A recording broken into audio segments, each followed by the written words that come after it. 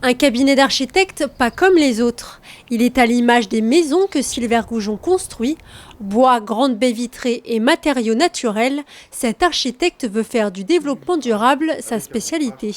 Il y a 30 ans, quand je concevais, on avait des fenêtres de 120 par de 15 et c'était le standard. Vous voyez qu'ici, il n'y a plus de standard. L'intégralité du rez-de-chaussée est vitrée. Donc c'est un budget assez important.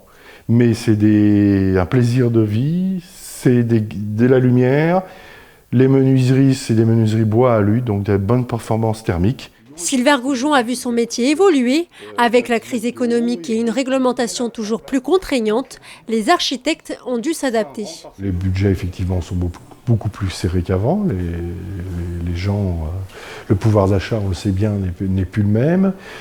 Et qu'on a des exigences réglementaires qui font qu'on construit correctement maintenant, ce qu'on aurait dû toujours voulu faire, et on est bordé par réglementation thermique. Autre contrainte, des clients de plus en plus exigeants, télévision et Internet ont démocratisé l'architecture. On n'est plus sur un produit qu'on propose et qui est accepté, et puis qu'on découvre le jour de la réception. Donc les habitants, les futurs âgés sont acteurs dans leur démarche, du début jusqu'à la fin. Alors pour l'architecte, c'est beaucoup de travail, beaucoup de discussions, mais il faut jouer le jeu. L'architecte doit être force de proposition tout en écoutant les envies du client.